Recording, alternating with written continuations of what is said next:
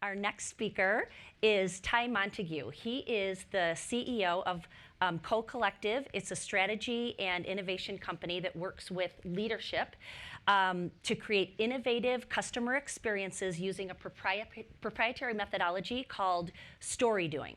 I hope you're going to tell us about that, because I just love the name. It's got a little circle R with it. Previous to this position, he was an advertising executive serving as co-president and chief creative officer at JWT North America. During that time, Adweek magazine named JWT the 2009 Global Agency of the Year. It was the first time that JWT, and actually the parent company WPP, had been given that honor. Fast Company magazine has named Ty one of the top 10 creative minds in the business. Ty, please join us.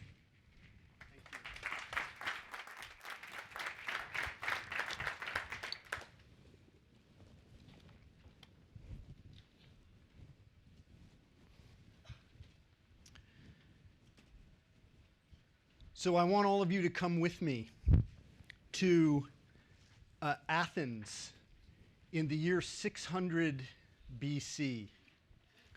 Now, many of you are familiar with the idea that Athens was really the birthplace of Western civilization. Ideas like democracy came out of Athens. But something that you may not know is that Athens was actually the birthplace of modern retailing. Let me explain. Athens was laid out around a small square at the center, covered about 2 acres, called the Agora. The 2 main roads in and out of Athens crossed at the center, making it not only the geographical center of Athens, but really the beating heart of the city. It was an awesome place. It was a marketplace in every sense of that word. It was a marketplace of culture. The first Greek plays were put on in a theater called the Odeon of Agrippa. It was a marketplace of ideas. The first Greek philosophers, Socrates, Plato, Aristotle, spoke from the speaker's platform in the Agora. And it was a marketplace of things. Artisans and farmers from the surrounding countryside would come in and lay their wares out in open-air stalls in the Agora. The really lucky ones got inside what was the first enclosed mall, something called the Stoa of Attalos. Politicians gave speeches in the Agora. Voting took place there. People would gather to learn about new ideas and debate new concepts. And yes, transact. They would buy stuff in the Agora. But I want you to imagine the experience of a simple person from the countryside coming into this teeming environment for the day, head spinning from the clashing din of it all, encountering exotic smells, new foods and perfumes, animals from faraway places, orators expounding on new ideas, philosophy and religion and science, and of course merchants from faraway lands selling products that you had never encountered before. I don't know if the one-day sale was invented in the Agora, but it's certainly possible. Well, one thing is certain. When you left the Agora, you left inspired. You left changed. You left broadened as a person. And so this experience became so compelling that it literally went viral. Marketplaces like this sprang up across Europe and the Middle East as Western civilization spread, and innovation followed. Transportation improved, trade routes sprung up, and the distance between the producers of products and the consumers of products grew. And so this gave rise to a new problem, a problem that would haunt retailers for the next several thousand years. Let's call it the distance problem. So how do we get the right stuff from the place we make it to the place people want to consume it? How do we make shopping easier, faster, less expensive, with less friction? The distance problem has been a driver of more innovation in the retail business than any other problem. And one of the first symptoms of the distance problem was, of course, lack of trust. When I could no longer look in the eye of the person who had made the thing, How do I know I'm not getting ripped off? How do I know I'm getting a good value? Or if it's food, how do I know I'm not being poisoned?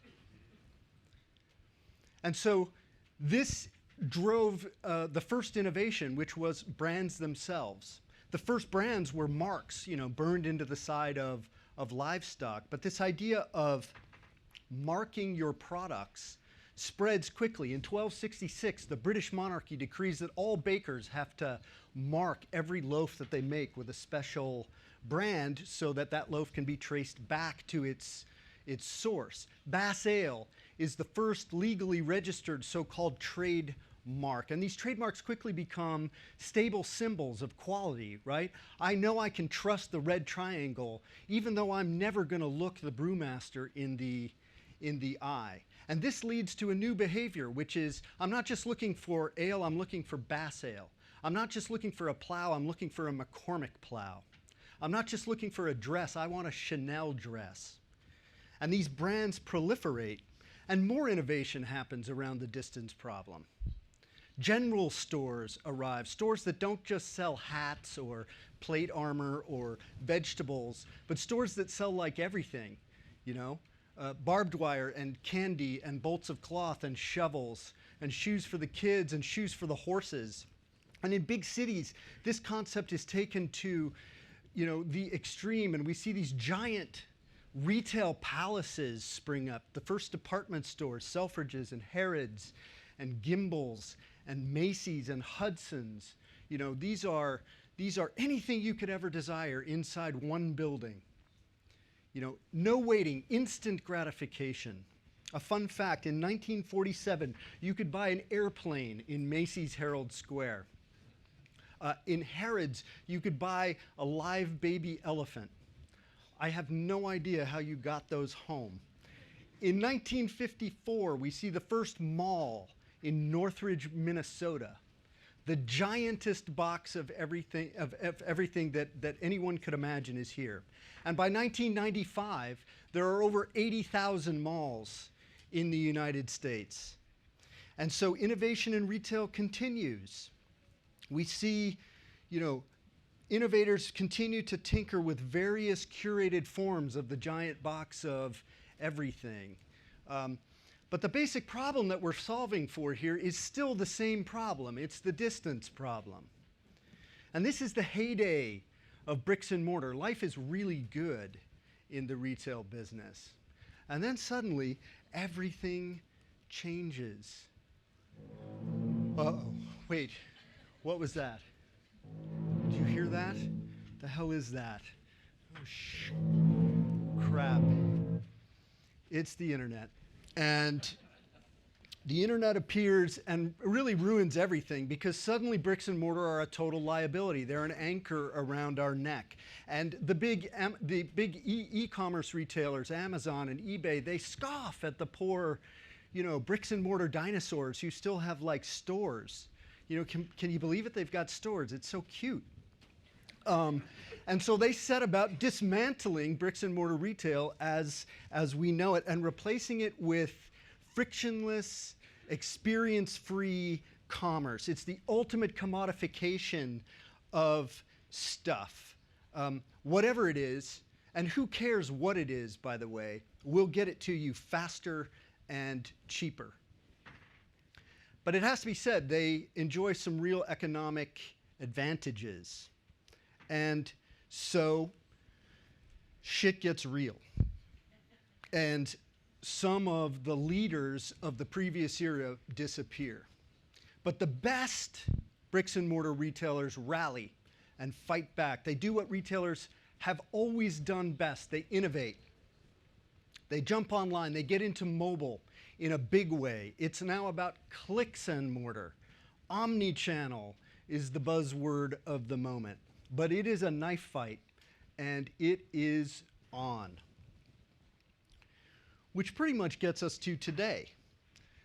So today, continuing to pursue the the distance problem, we are crushing time and distance almost to zero. The store is now in our pocket. It's in our purse. It's in our living room. Try it on at home and send it back frictionlessly. Some of the e-commerce platforms have algorithms that predict what you're going to buy next and start to move those items toward you before you have even bought them. Soon, presumably, drone delivery in a matter of minutes. And right after that, the ultimate win, moving manufacturing into the home itself through 3D printing. So I got to ask, when the point of manufacturing has become the point of consumption, what's a store for again? Now you might say that's science fiction. That's at least a decade away before people are going to be printing stuff in their homes. But here's an incontrovertible fact. 2/3 of the malls in the country are threatened or dying. We are seeing a structural shift in retail, and that shift is only accelerating. And my point is the distance problem is solved. The giantest box of everything is becoming a relic of the past. And retailers who pursue, getting the magical assortment of stuff into one of these giantest boxes of everything risk being trampled by competitors who are solving the next problem. So what is that problem? That problem is commoditization. That problem is meaning. In a commoditized world, I don't want more stuff. I want more meaning. I want stuff that has more context. I want stuff that has more inspiration. In a world of commodity, when I can have any product delivered to my door in minutes by a drone or printed in my house, the new question is, what do I really want? And why do I want that? I'm only going to buy products that are meaningful to me, products that come with a narrative that's inspiring, or a narrative that challenges me or broadens me somehow as a person. And most products today don't even come close to clearing this bar. I'll let you soak in those numbers for just a second, but it's clear that in this overwhelming onslaught of stuff, that in the last decade, brand metrics are down in almost every conceivable way.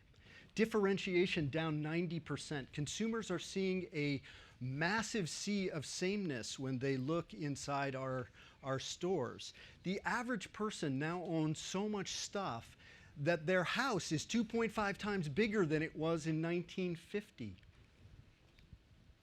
We're bursting at the seams. Storage facilities are growing so fast and becoming so numerous that there are TV shows dedicated to them. And so the question is, do people really need more stuff? And the answer is emphatically no. So the question I want to ask all of you is, how do we use omnichannel to create more meaning around the stuff that we sell in our stores? In the upcoming decade, I believe it is he or she who creates the most meaning who will win. So let's examine that for a second. Let's say I'm a big e-commerce platform, one of the perpetrators of this commoditization crime wave, and I realize that I need to create more meaning for my customers. I need to create something a little more experiential, something a little more inspiring. Wait, I know what I'll do.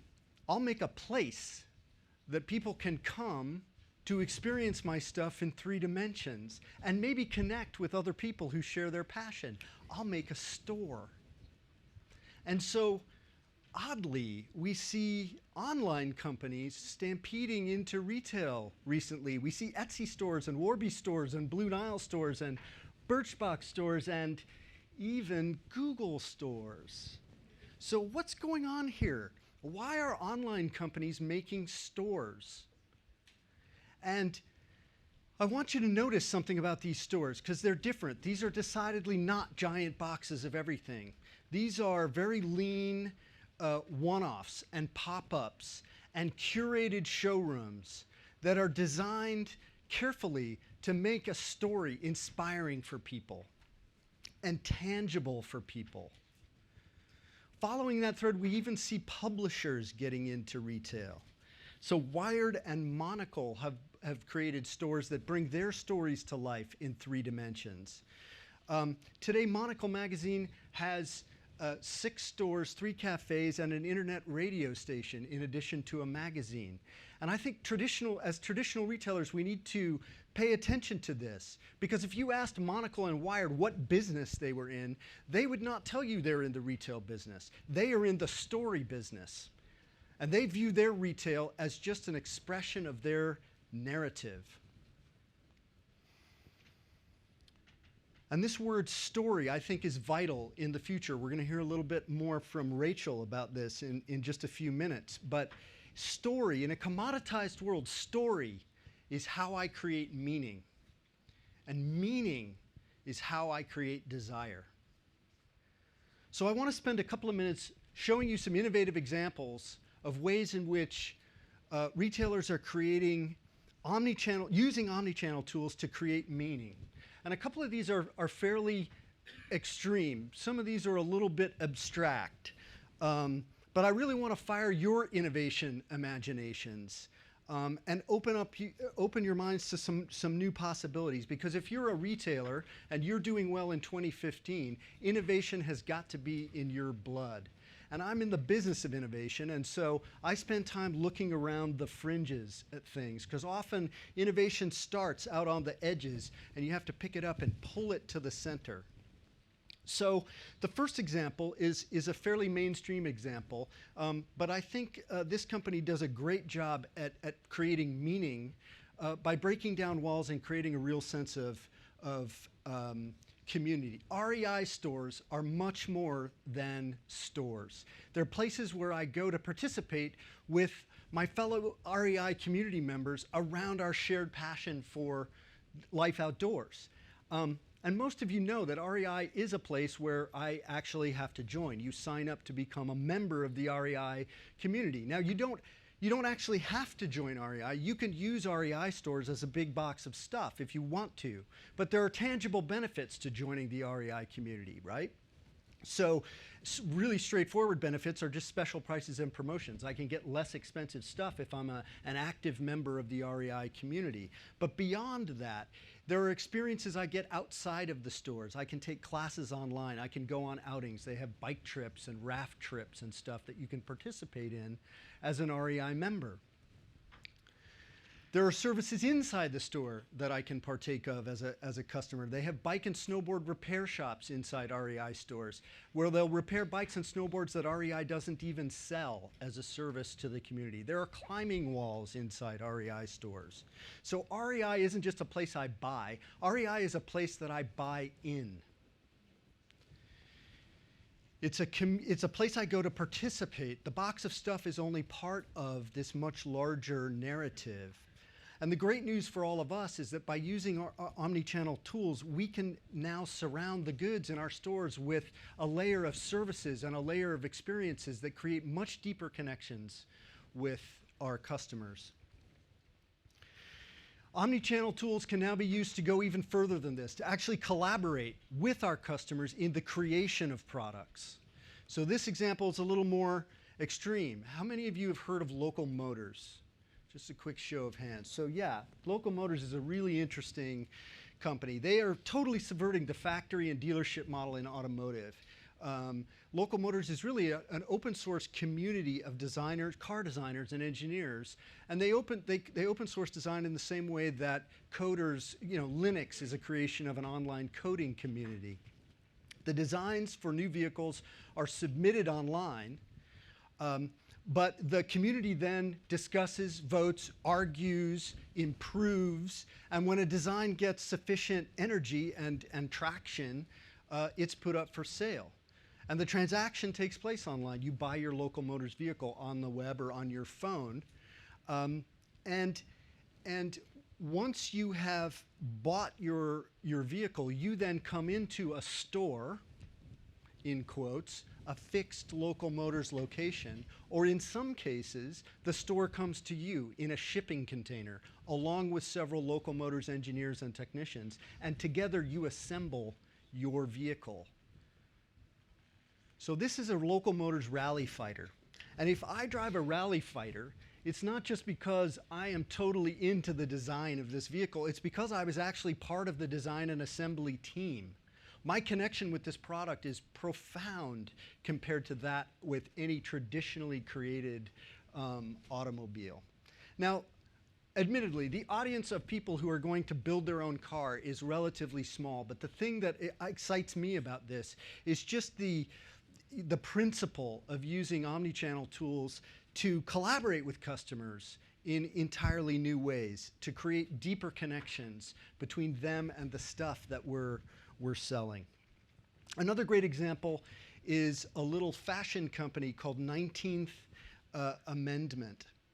And 19th Amendment was started by two women, Amanda Curtis and Gemma Soul. Can I get an advance on the notes? Thanks. Of 19th Amendment.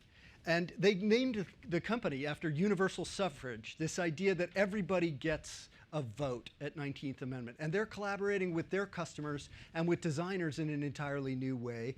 They've curated a community of young, up-and-coming designers. And the designers put production-ready designs up online. Customers then vote by placing an order for one of those designs. When a design reaches the minimum threshold of 10 orders, it goes into production. And the second a design goes into production at 19th Amendment, this totally changes the relationship that the customer has with that designer. The customer is now much more like a patron and a supporter of that designer, and is therefore much more likely to evangelize for that designer. They have a personal connection.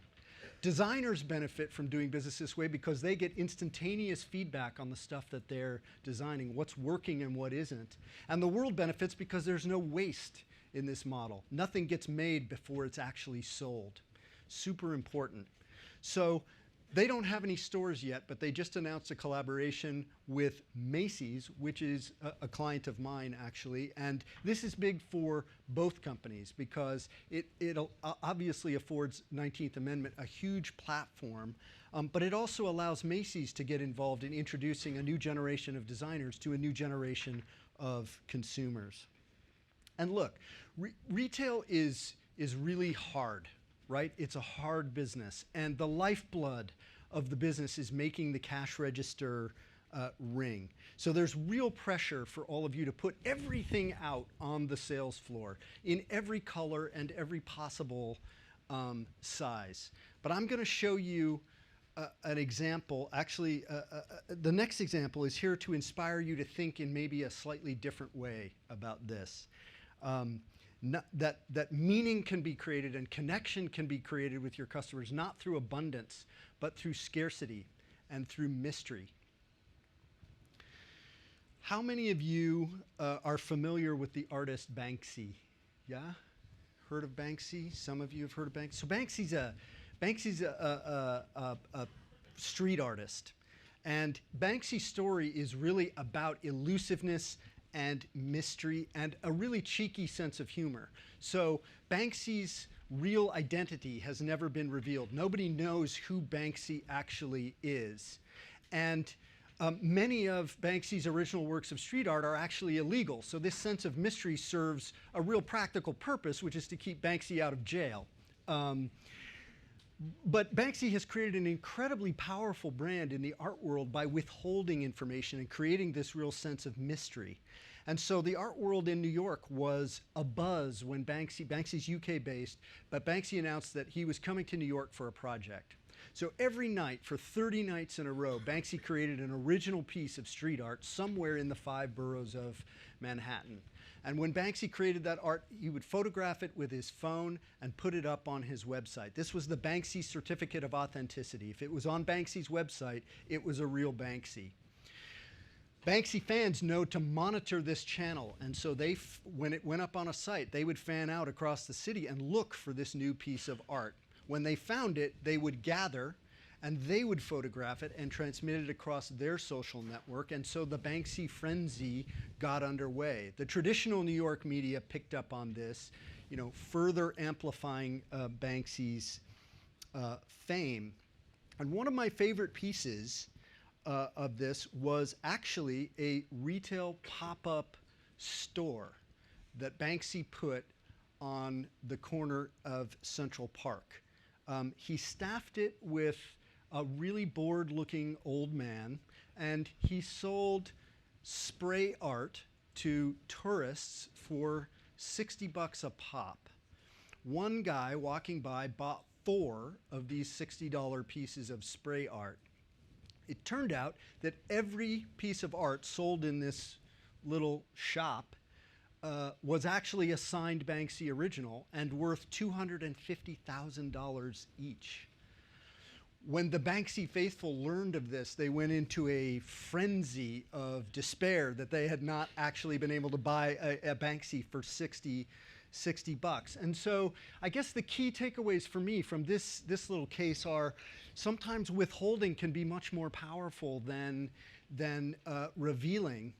And it'd be fun to use omni-channel tools to introduce a little more Banksy into shopping, a little more mystery and a little more maybe adventure, and maybe a sense of humor. So the last example, just very quickly, is one of my favorites because it points out that the giant box of everything actually has a really bright future if you look at it through the right lens. The long assumed dead mall is making a comeback, not by creating a bigger box or more stuff, but by creating a really specific connection with a specific community. So a man named Jose Legaspi is taking dead malls in Hispanic neighborhoods and converting them into really vibrant and exciting Hispanic cultural centers. So in a Legaspi mall, there are places for Hispanic families to meet and spend time together, to meet other people in the Hispanic community who share their heritage. Take in culturally relevant entertainment and art programming. Food plays a huge role in Legaspi cultural centers, so both prepared food and food retail are a huge part of the experience. Religion is an incredibly important part of the Hispanic community, and so there are places to worship inside Legaspi malls. You can go to church there if you want to. And of course, you can buy stuff in one of these malls. There's a wide variety of Hispanic goods and services available inside these malls. But the point is that Legaspi is making the mall something much more meaningful than a big box of stuff. He's giving a mall a higher purpose, a purpose to create deeper connection between family members and create greater connection with a specific community of people. And this higher purpose, I really believe, is another key to success in retail in the future. I call it a quest. And a quest really transcends financial success. It defines the generous purpose of your business, the big positive change that you want to make out there in the world on behalf, and in some cases with your customers. Because it's my belief that today in retail, we're not in the stuff business. We are in the business of creating meaning in people's lives. The micro moments of transaction will take place, but they're not going to be inspired or driven by the channel. They're going to be inspired or driven by my connection with your higher purpose as a business, my belief, my buying into your higher purpose. So the winning retailers tomorrow are going to create physical and digital places that I can go to experience your quest, to really understand your quest better, and help me understand why it's important and meaningful to me. Which brings me to what I believe is the perfect metaphor for modern retailing. And lo and behold, we have come full circle, because I believe that metaphor is the agora. If you have omni-channel tools at your disposal, if you have stores and a web presence and a mobile app, you are positioned to fulfill the very same needs that the agora fulfilled for the ancient Greeks thousands of years ago. You're in a position to create much more than a marketplace of things. You're in a position to create a marketplace of culture. You're in a position to create a marketplace of ideas. You're in a position to create a marketplace of unique experiences and to collaborate with your customers in entirely new ways. Over thousands of years, these basic human instincts and needs are unchanged. Inspire me, fill my head with new ideas and new thoughts. Provide me with experiences that connect me to my community and to your quest. And I will buy. The micro moment might happen in your store. It might happen online. It might happen while I'm walking down the street on my phone. But I will buy. I want to leave you with 2 questions that only you can answer for yourselves. The first question is, what is your quest? What is the higher purpose that your business is serving in the world? And how are you making that quest real for your customers and for your employees? Because that's what a store is for in 2015. Thank you.